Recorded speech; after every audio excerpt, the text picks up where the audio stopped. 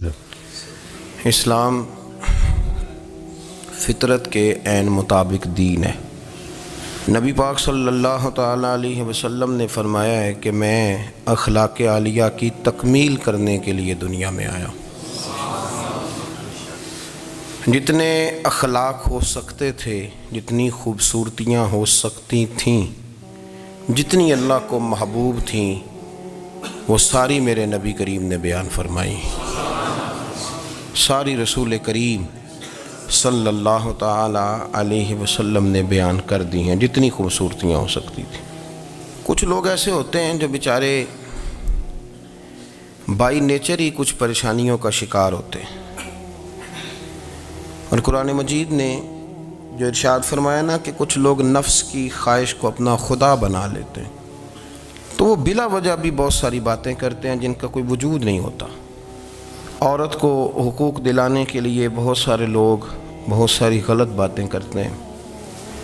جو لوگ یہاں سے کسی کو لے جاتے تھے نا دبئی، دھوکہ دے کے اور لے جاتے تھے یورپ میں، عرب ممالک میں دھوکہ دے کے لے جاتے تھے، تو وہ بھی کوئی خواب ہی تو دکھاتے تھے کہ اتنے لاکھ تنخواہ ہوگی، اتنا کچھ ہوگا۔ وہاں جا کے پتہ چلتا تھا کہ جیب سے بھی دینے پڑیں گے کچھ۔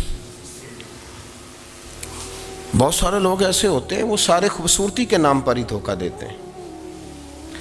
آپ کو پتہ ہے کہ جو آدمی کسی کو لالچ دیتا ہے تو کسی کو لوٹنے کے لیے اسے لالچ دینا بڑا ضروری ہوتا ہے۔ لوگ پہلے لالچ دیتے ہیں پھر لوٹتے ہیں، پہلے مکمل لالچ دیتے ہیں، یہ چیز مل جائے گی، یہ چیز مل جائے گی۔ لوگ مکمل لالچ دیتے ہیں، اس کے بعد پھر لوٹتے ہیں۔ اور اگر لالچ نہ دیں تو کوئی آدمی قابو آئے گا؟ لوگ لوٹتے ہیں لالچ دے کر۔ اچھا، اب وہ جو جس کو لالچ دیا جا رہا ہوتا ہے وہ کہہ رہا ہوتا ہے کہ نہیں نہیں تمہیں نہیں پتا، وہ اس وقت ماننے کو تیار نہیں ہوتا۔ وہ کہتا ہے اتنی خوبصورت باتیں کر رہا ہے، اتنی اچھے پیغام دے رہا ہے، تم میرے دشمن ہو، تم مجھے منع کر رہے ہو۔ ہوش تب آتی ہے کہ جب سب کچھ لٹ جاتا ہے۔ عورت کو ویسے بھی قابو کرنا بڑا آسان ہوتا ہے۔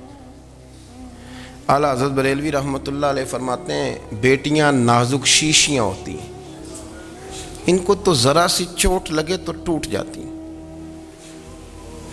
دیکھیں کتنا بڑا جملہ کہا بریلی کے امام، نازک شیشیاں ہیں۔ ذرا کوئی آدمی گمراہ کرتا ہے، ذرا خراب کرتا ہے۔ اب دیکھیں نا، یہ جو بچیوں کو بچے مس گائیڈ کرتے ہیں، انہیں بڑے بڑے خواب دکھاتے ہیں، وہ بیچاری ماں باپ کو چھوڑ کے، بہن بھائی کو چھوڑ کے اس کے ساتھ شادی کرتی ہے، پھر جو اس کا بعد میں حشر ہوتا ہے، آپ ادلیاں نو سردار پہن تکے تے شرما والیاں نو جھوٹے ڈولیاں دے۔ پھر وہ بیچاری ماں باپ رکھتے نہیں، وہ ظلم کرتا ہے، تو کتنی بڑی تکلیف میں وہ بچی آ جاتی۔ نازک شیشی ہوتی ہے نا تو ٹوٹ جاتی۔ یہی حال اب جدید خواتین اور یہ جو کچھ اینکر پرسن ہیں، یہ اصل میں نا یہ آپ کو سیاست سکھاتے ہیں، لیکن یہ مادر پیدر آزاد لوگ ہیں، بالکل آزاد۔ یہ تو علماء شور نہ کریں، بات نہ کریں، گفتگو نہ کریں، مشائخ بات نہ کریں، اور یہ جو کچھ سنجیدہ اور دینی طبقہ ہے یہ کچھ شور نہ کرے، یہ تو روڈوں پہ ننگے ہو کے آ جائیں معاذ اللہ۔ خوفناک نظریہ رکھتے ہیں یہ لوگ۔ عورت کو کہتے ہیں تیرے حقوق ہم تجھے لے کے دیں گے۔ مثلاً وہ کون سا حق ہے جو تم نے لے کے دینا ہے؟ میرے نبی کریم صلی اللہ علیہ وسلم نے اس کو بیٹی بھی بنایا ہے، اس کو بہن بھی بنایا ہے، اس کو ماں بھی بنایا ہے، اسے بیوی کا عالی شان رتبہ بھی عطا فرمایا ہے۔ اور چونکہ بیٹی کا بھی حق بڑا بیان کیا جاتا ہے، بہن کا بھی، ماں کا بھی، اور بیوی کے معاملے میں لوگ سمجھتے ہیں کہ زیادہ بات نہیں کرنی چاہیے، شاید مسئلہ خراب ہو جائے۔ حالانکہ نبی پاک صلی اللہ تعالیٰ علیہ وسلم نے بیوی کے بارے میں پتہ کیا فرمایا؟ فرمایا جب تم نکاح کر لیتے ہو تو اپنا ایمان محفوظ کر لیتے ہو۔ اب میں اس کی شرح نہیں کرتا، اب خود کر لیجئے گا کہ وہ ایک ایسی شخصیت ہوتی ہے کہ جس کی موجودگی میں آپ کا ایمان محفوظ ہے۔ اب میں نہیں سمجھتا کہ اس سے بڑی بات کوئی اور ہو سکتی ہے، جس کی موجودگی میں آپ کا ایمان، اور بھئی یہ حدیث پاک عرض کر رہا ہوں، نکاح جب کوئی کر لے تو اس نے اپنا ایمان مکمل کر لیا۔ اس کا معنی یہ ہوا کہ آپ کا ایمان محفوظ ہے اس کی موجودگی میں، تو اس سے زیادہ بھی یعنی ایمان سب سے قیمتی چیز ہے نا، تو اس کے محفوظ ہونے کی وجہ حضور نے نکاح بیان کر دی۔ اب میرا خیال ہے بی بی اگر کوئی اس سے بڑا حقوق مانگے گی تو بیوقوفی کرے گی۔ اتنا بڑا درجہ نبی کریم نے اسے عطا کر دیا، اتنا بڑا مقام دے دیا کہ تو خامند کے ایمان کے محفوظ ہونے کا ذریعہ بن گئی ہے۔ عورت کو جو حقوق رسول کریم صلی اللہ تعالی علیہ وسلم نے عطا فرمائے، نبی پاک نے جو حقوق دیے، دیکھیں نا، حضرت عبداللہ ابن عمر رضی اللہ تعالیٰ عنہ کی اہلیہ بیمار تھی، تو جلدی جلدی سے وہ آئے، تو جب بہت جلدی ہو، سفر بڑا شدید تھا، تو آپ نے جلدی سے نماز ادا کی، جلدی سے چلے۔ آپ کے خادم کہنے لگے حضور خیریت ہے؟ فرمایا میری بیوی بیمار ہے۔ تو اس نے عرض کی حضور آپ کی اہلیہ بیمار ہے، تو آپ نے نماز بھی جلدی سے پڑھی، سفر بھی جلدی جلدی کیا۔ تو فرمانے لگے یہ وہ چیزیں ہیں جو ہمیں مدینے والے رسول نے سکھائی۔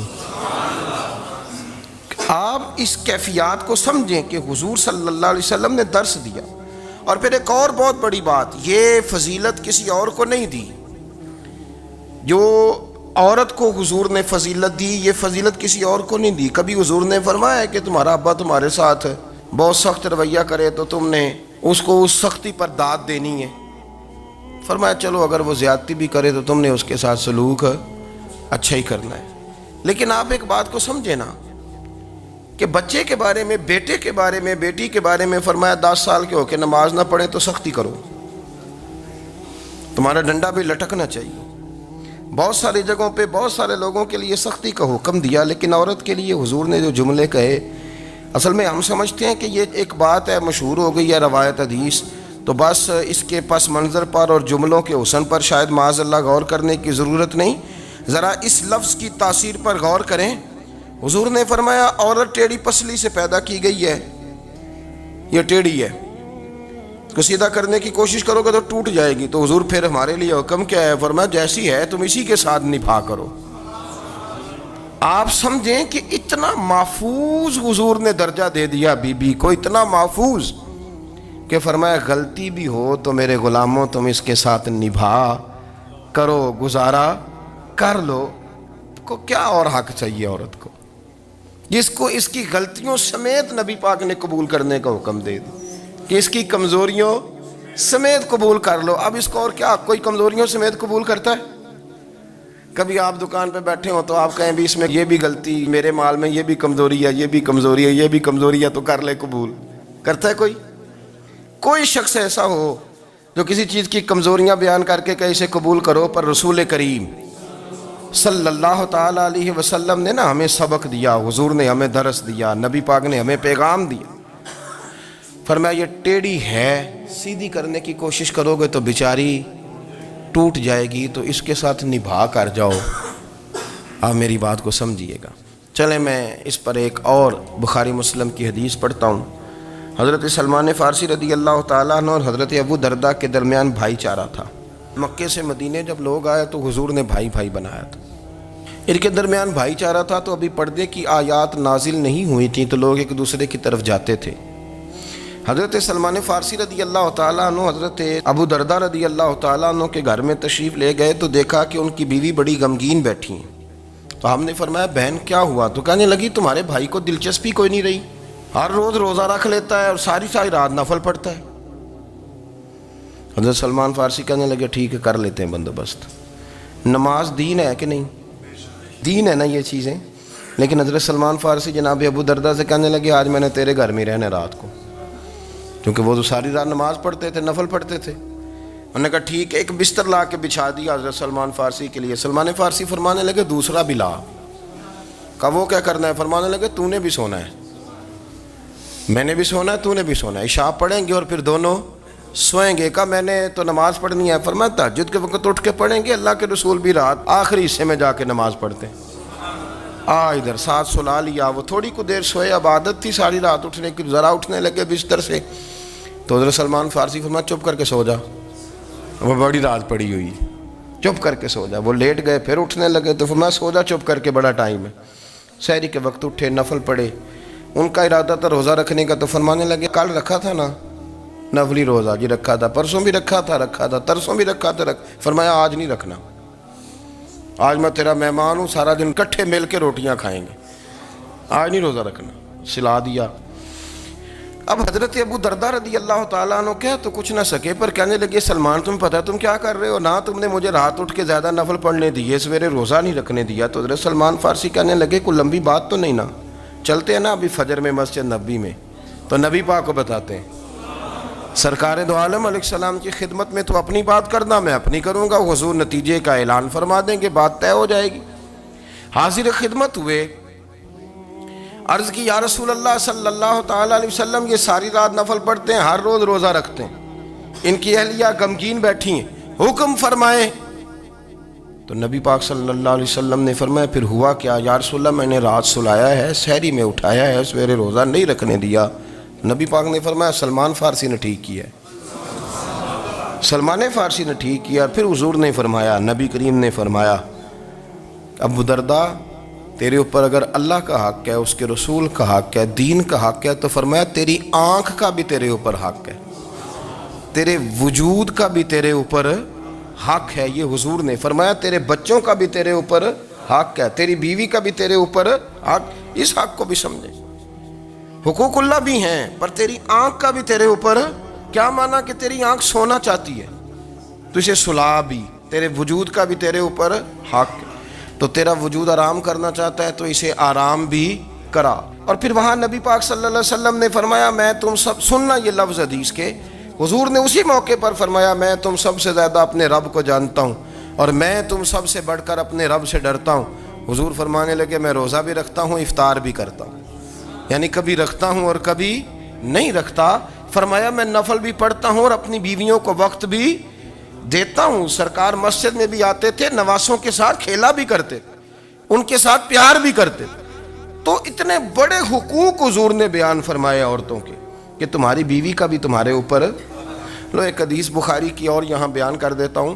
ایک شخص نے آ کے عرض کی یا رسول اللہ صلی اللہ تعالیٰ علیہ وسلم جہاد کے لیے تیاری ہو گئی ہے، صفیں بن رہی ہیں، مجاہدین کی تیاری ہے، تو میرا بھی نام لکھ دیا گیا ہے مجاہدوں کی لسٹ میں، لیکن یا رسول اللہ صلی اللہ تعالیٰ علیہ وسلم میری بیوی نے حج کی تیاری کر لی ہے اور میرے دوستوں نے، صحابہ نے میرا نام مجاہدین کی لسٹ میں لکھ دیا، تو میرے لیے کیا حکم ہے؟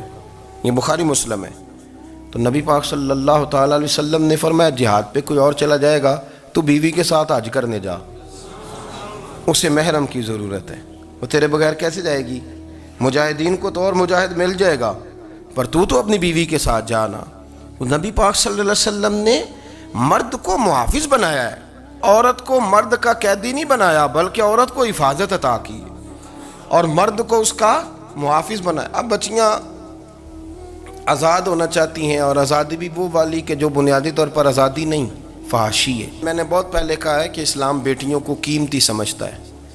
جس بندے کے پاس 20 تولے سونا ہو وہ چوک میں لے کے نہیں آتا، وہ قیمتی چیز ہے، اس نے چھپا کے رکھی ہوتی ہے۔ تو جو نبی پاک صلی اللہ علیہ وسلم کا کلمہ پڑھنے والے بیویاں، اسلام انہیں قیمتی سمجھتا ہے، کہتا ہے کہ تم قیمتی ہو لہذا گھر کے اندر رہو، تم باہر نہ ہو۔ لیکن عورتیں ہیں کہ ان کو بلا وجہ لوگ خراب کر دیتے ہیں اور بلا وجہ وہ اس مغالطے کا شکار ہو جاتی ہیں۔ اب آگے بڑھتے ہیں۔ قرآن مجید نے سورہ نور کی آیت نمبر 30 میں کہا کہ کل للمؤمنین یغضوا من ابصارہم، فرمایا کہ اے محبوب علیہ السلام مومن مردوں سے کہہ دو کہ اپنی نظریں جھکا کے رکھیں، اپنی نظریں۔ اور اگلی آیت میں فرمایا وَقُلْ لِلْمُؤْمِنَاتِ یغضضن من ابصارہن، فرمایا کہ اے محبوب مومن عورتوں سے بھی کہہ دو کہ اپنی نظریں جھکا۔ مرد بھی اپنی نظر جھکا کے رکھے گا عورت کی طرف، لیکن یہ ساری پابندی صرف مرد پر نہیں، عورت بھی غیر محرم کا چہرہ نہیں دیکھے گی، اس پر بھی اسی طرح نظر جھکانے کا حکم ہے، جس طرح کہ وہ ہر دکاندار کو بھائی جان کہہ کے گفتگو کرنے کی اس کو بھی اجازت نہیں ہے کہ وہ سمجھے کہ پابندی تو مرد نے کرنی تھی، میں نے تھوڑی کرنی تھی۔ وہ جس کے پاس جائے، جہاں بھی جائے، ڈاکٹر کے پاس جائے، باہر جائے، تو وہ جس طرح مرضی اس کا دل چاہے وہ بات چیت کرے، اس کی عورت کو بھی اجازت اسلام نہیں دیتا۔ بنیادی طور پہ اسلام شرم و حیا کا دین ہے، حیا کی بات کرتا ہے۔ حیا کی جب ہم تعریف کرتے ہیں تو حیا کی تعریف یہ ہے کہ کوئی کبھی چیز دیکھ کے نہ تو آپ کی طبیعت میں کراہت محسوس ہو، آپ کوئی غلط جملہ منہ سے نکالتے ہوئے ذرا جھجکیں، آپ کوئی غلط بات کرتے ہوئے تھوڑا بوجھ محسوس کریں۔ ہمارے ہاں تیزی سے فروغ پایا ہے بے حیائی نے، سنگیوں کی محفلیں، یاروں کی محفلیں، اس میں غلیظ گفتگو ہوتی ہے، الا ماشاء اللہ۔ جن دوستوں کو بڑی پاک صاف گفتگو کرنی چاہیے، دوستی کا رشتہ بڑا مقدس رشتہ ہے، جو یہاں ایک دوسرے سے پیار کریں گے جنت میں بھی اکٹھے داخل کیے جائیں گے۔ شرط یہ ہے کہ پیار اللہ رسول کی رضا کے لیے ہو، لیکن اس کے اندر اگر آپ کی گفتگو کچی ہو، کمزور ہو، فحاشی والی ہو، عریانی والی ہو، وہ ہمارے ہاں تو اب اس کو لوگ فیشن سمجھتے ہیں، اس کو مردانگی کی علامت سمجھتے ہیں کہ وہ جی ساری باتیں جی وہاں ہو گئیں، اور جس کا جو جی چاہا اس نے کہا۔ آپ جب حیا کے دائرے میں ہوتے ہیں تو آپ خود بھی سکون محسوس کرتے ہیں۔ دیکھیں نا، آپ کو نیند سکون سے کہاں آتی ہے؟ جہاں کمرہ بند ہو، چاروں جانب دیوار ہے، اوپر چھت ہے، خالی دروازہ بھی کھلا ہوا ہونا تو جب بندہ سکون لینا چاہتا ہے تو کہتا ہے یار ذرا دروازہ ذرا بند کر دو۔ وہ اچھی طرح اپنے آپ کو چھپا لیتا ہے نا حیا کے پردے میں، تو اللہ اسے سکون عطا کرتا ہے۔ اور جو اس سے بھی زیادہ ٹھنڈی نیند میں جانا چاہتا ہے وہ کہتا ہے لائٹ بھی بند کر دو۔ اب وہ مکمل طور پہ سمجھتا ہے کہ میں چاروں جانب سے چھپ گیا ہوں، اگر میں کھل کے بھی سو جاؤں گا تو میرا چونکہ پردہ قائم ہے تو مجھے کوئی دشواری نہیں ہوگی۔ آپ جب چھپ جاتے ہیں، جب آپ حیا کے اندر سمٹ جاتے ہیں، جب آپ چادر کے اندر آ جاتے ہیں تو آپ بہت ساری جگہوں پہ آسانی محسوس کرتے ہیں۔ تو حیا تو آپ کو سکون دیتی ہے، حیا تو دل کو راحت دیتی ہے۔ میں بڑی ذمہ داری سے بات عرض کرتا ہوں، قرآن مجید نے نا ایک مقام پہ مذاق کو، ایک مزاح ہوتا ہے خوش طبی، وہ نہیں، مذاق اڑانا، قرآن پاک نے نا مذاق کو ایک جگہ پہ جاہلوں کا طریقہ بھی قرار دیا ہے۔ بنی اسرائیل کے لوگوں سے حضرت موسیٰ نے کہا کہ گائے ذبح کرو اور ایک ٹکڑا مقتول کو مارو، زندہ ہو کے خود بتا دے گا مجھے کس بندے نے قتل کیا۔ تو کہنے لگے آپ ہمارے ساتھ مذاق کر رہے ہیں۔ تو قرآن مجید کہتا ہے کہ حضرت سیدنا موسیٰ علیہ السلام فرمانے لگے اعوذ باللہ ان اکون من الجاہلین، فرمانے لگے میں اللہ کی پناہ مانگتا ہوں کہ میں جاہلوں میں سے ہو جاؤں۔ یہ مذاق کرنا تو جاہلوں کا طریقہ ہے۔ اگر آپ کی زبان سے بے حیائی کا جملہ نکل گیا، اگر آپ کی زبان سے بے حیائی کا جملہ نکل گیا، آپ نے کہہ دیا کہ ہم آزاد لوگ ہیں، جو مرضی کریں گے، جو مرضی کہیں گے، جو ہمارا دل میں آئے گا کریں گے، تو پھر تو لوگ آپ کا وہ حشر کریں گے کہ آپ سے برداشت ہی نہیں ہوگا۔ جس کا لوگ مذاق بنا لیتے ہیں اور جو مذاق بن جاتا ہے پھر اسے کوئی جینے دیتا ہے؟ آپ حیا کی چادر میں چھپیں گے تو بچیں گے۔ اگر آپ نے اپنا مذاق بنوا لیا یہ کہہ کے کہ میں نے مرضی کرنی ہے، پھر یاد رکھنا چھپنے کو جگہ نہیں ملے گی، پھر تکلیف میں آ جائیں گے، پھر بہت بڑی اذیت کا شکار ہو جائیں گے۔ شرم و حیا، عرب کے اندر جو کنواری لڑکیاں تھیں ان میں بڑی حیا ہوتی تھی۔ الحمدللہ میں بڑے فخر سے کہتا ہوں کہ میرے پنجاب کی، میرے پاکستان کی بیٹیاں بھی 20 دفعہ ان کا ابا کہے تیری شادی کرنی ہے تو وہ آنکھ نہیں اٹھا پاتی آج بھی۔ یہ تو وہ چند لوگ ہیں جو کہتے ہیں ہم ہائی کلاس ہو گئے، ہمیں نہیں پتا کہ وہ روشن خیال ہو گئے ہیں کہ روغن خیال ہو گئے، پتہ نہیں کدھر چلے گئے۔ ورنہ ہماری بیٹیاں آج بھی جب ان سے ان کا باپ، ان کی ماں بات کرتی ہے تیری شادی کی، تو وہ تو شرم کے ساتھ پچھلے سے پچھلے کمرے میں چھپتی ہیں۔ یہ اللہ نے فضل کیا ہوا ہے اس ملت پر۔ تو عرب کی لڑکی بڑی حیا والی ہوتی تھی، اس سے کوئی بات کرنی پڑتی تھی تو 20 دفعہ بات کی جاتی، پھر بھی وہ عورت چھپتی پھرتی تھی۔ حضرت عائشہ صدیقہ رضی اللہ تعالیٰ عنہ فرمانے لگیں میرے نبی پاک صلی اللہ علیہ وسلم عرب کی کنواری لڑکیوں سے بھی زیادہ حیا کرنے والے تھے۔ قاضی ایاز مالکی نے، شیخ عبدالحق محدث دہلوی نے، دیگر بزرگ جو سیرت نگار گزرے انہوں نے لکھا ہے کہ نبی پاک صلی اللہ علیہ وسلم کے اندر 100 مردوں سے زیادہ طاقت تھی، 100 مردوں سے زیادہ طاقت۔ اب جو بات کہنے لگا ہوں، جو نتیجہ دینے لگا ہوں، اس پر خاص توجہ آپ فرمائیں گے۔ ذرا فکری طور پر، نظریاتی طور پر ایک چیز کو سمجھیے۔ ہم سمجھتے ہیں کہ جوان لڑکا ہے جی جو مرضی کرے، عمر ہے جی۔ آپ ذرا بات پر غور کیجئے گا کہ حضور صلی اللہ علیہ وسلم میں طاقت 100 مردوں سے زیادہ ہے اور حیا کنواری لڑکیوں سے بھی زیادہ ہے۔ ذرا اس بات کا تقابلی جائزہ کیجئے گا کہ طاقت 100 مرد سے زیادہ ہے لیکن حیا کنواری لڑکی سے بھی زیادہ ہے۔ اس کا معنی یہ ہوا کہ جس ٹہنی کو پھل زیادہ لگ جاتے ہیں وہ جھکا کرتی ہے، تو حیا تو حسن ہے، حیا تو آپ کو پاک صاف کرے گا، حیا تو آپ کو نرالا کرے گا، انوکھا کرے گا۔ وہ ہمارے ایک دانشور ہے، انہوں نے مضمون لکھا، کئی باتیں بڑی پسند آتی ہیں۔ وہ کہتے ہیں کہ میری اہلیہ، ان کو بھی کسی نے مس گائیڈ کر دیا تھا، حالانکہ اچھی خاتون ہے، کسی نے مس گائیڈ کر دیا، تو وہ بھی سماجی اور ویلفیئر، اور یہ خواتین کو شوق ہوتا نا بننے کا، تو وہ بھی سماج کے اندر اچھا مقام تلاش کرنے کے موڈ میں آ گئی۔ تو کہیں ایک دن جانا تھا تو بڑی بن سنور کے میرے ساتھ وہ گاڑی میں بیٹھ گئی، تو میں گاڑی میں، عورتوں کو یہ بھی مسئلہ ہوتا ہے نا کہ ہماری تعریف کرو، تو کئی دفعہ بعض مردوں بیچاروں کو جھوٹ بولنا پڑتا ہے، تو زبردستی کراتی ہیں نا جی۔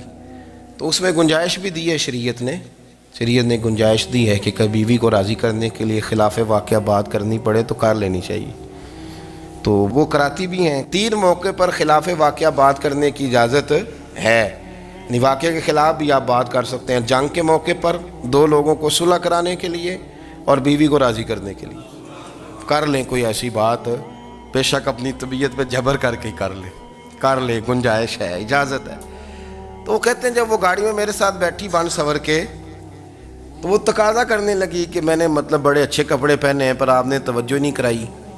وہ سیاںا بندہ تھا، وہ چاہ رہا تھا کہ میری خاتون سمجھ جائیں۔